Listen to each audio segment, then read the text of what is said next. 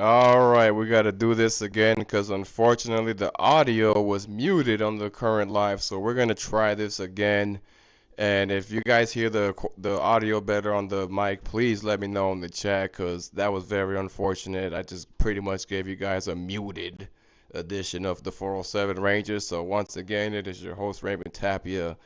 Just turn on your notifications, hit that like and subscribe. I'm gonna try this again. It's all good. This is what the grind's about. I'm not gonna say no to you guys. Are you crazy? No. We're gonna keep it going. But as always, let's get right to it. So as y'all know, New York Rangers, we all counted them out in the first period, but they somehow fought back with a vengeance today against the Montreal Canadiens. Because as y'all know, the Rangers had a little bit of a slump recently. They've been losing like 3, 4 games in a row, and they still somehow can't give you they not even a win at home. They still can't. When was the last time you heard a goal horn in the Garden? Unfortunately, the last time you heard it was last season. That was the last time you've heard a New York Rangers home game goal horn. Isn't that absurd?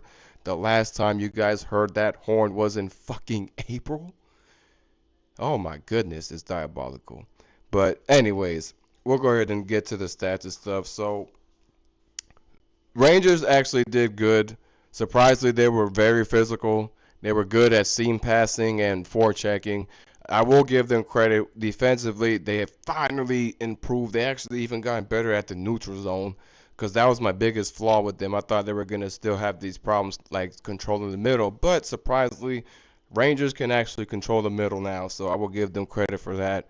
Now the Montreal Canadiens, they are a very fast team, and surprisingly, even with their slow pace of skating the New York Rangers have, they were somehow able to keep up with the skating that the Montreal Canadiens provided, because it was also very physical. It was back and forth hit checking. It was very tough for like anyone to get opportunities because a lot of poke checking was going on. Oh, sorry guys, and there was, like I said, there was just a lot going on that made it real tough. But in the first period, this is when I was like, here we go. Like I almost lost faith, but in the first period, you had Jarrad Safowski hit a goal, and from there, the craziest part about that goal was it was the first shot on the goal, and that shit fucking went. When I saw the first shot go on goal, and the game just fucking started, I was like, it's gonna be that kind of game, huh? It's gonna be another one of those kind of games, huh? And then within 3 minutes of the first period, Nick Suzuki hits himself a goal. And from there, I'm not gonna lie to you, Ranger fans, I kind of lost faith, but I was like, I'll still watch this game because I'm not gonna hold you. I don't care what anyone says. Any Ranger fan, when they saw that happen tonight, you cannot tell me you did not feel checked out, and it felt like it was gonna be a long game because in the first period too, like they still had a tough time shooting the damn puck. And once they started finally shooting the puck in the goal, you started seeing a little bit of light for the New York Rangers. But once again, I gave them a chance, and I'm glad I did because I know a lot of times some people when they see that they're just like, nope, I'm done. So they'll either not take the game serious or they'll just go ahead and turn it right off and not even attempt to watch the rest of the game.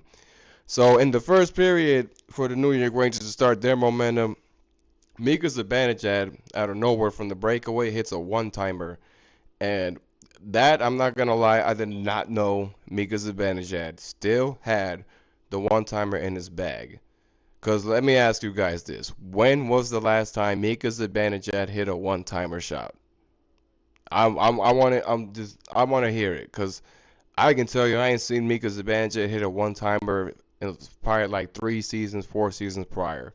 And Mika Zibanejad, he's actually breaking milestones still.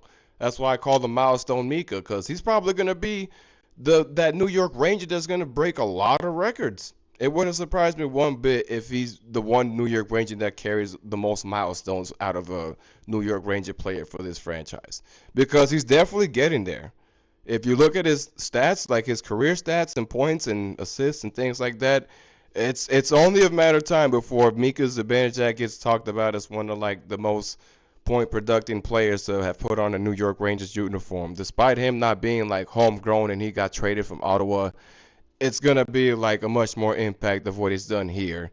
Even though he was really good in Ottawa. He's the reason why what he did in Ottawa is why he even landed here to begin with. So, anywho, Mika Zibanejad gets it going, and you know what? I give him credit because I know a lot of us doubted him this year because of what he was doing last year, but Mika Zibanejad is starting to pick up his pace, and he's starting to give his game back. I'm not gonna lie to you guys. He's starting to get his groove back. Is it too? I'm not gonna sit here and say he's looking like 2019 Mika. No, it's we're not there yet. He's getting good, yes, but I would say like he's a more matured version of that, if that makes sense. But a lot like from there, it just got way more interesting because the Rangers they were making it very difficult for the Montreal Canadiens to get any more opportunities to get a shot. A lot of hit checking was happening, and it was the forechecking for once, which I still can't believe that the Rangers can finally forecheck the puck this season. That was like the biggest weakness for that team these past 2 seasons, and they finally got the forechecking figured out. And they were chasing the puck around throughout the first period till like the first intermission. And in the second period, it was the same thing, back and forth, just a lot of skating, a lot of chasing, a lot of hit checking, a lot of puck dumping.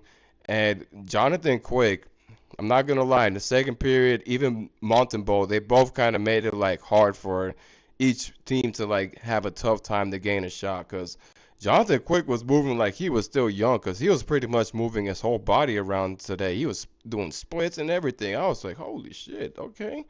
Jonathan Quick must have went back in time today the way he's moving.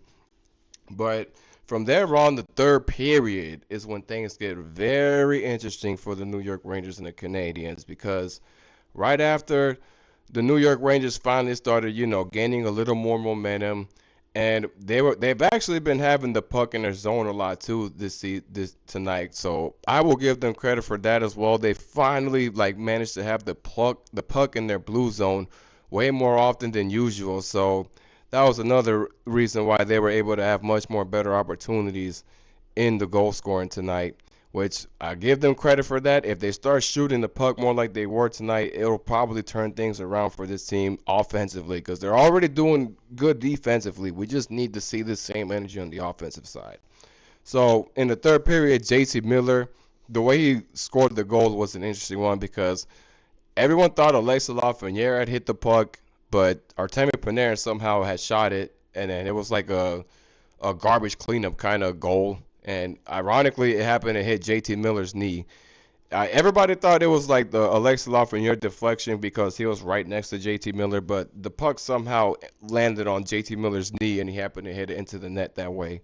I don't know how, but hey, we'll take it. A goal is a goal.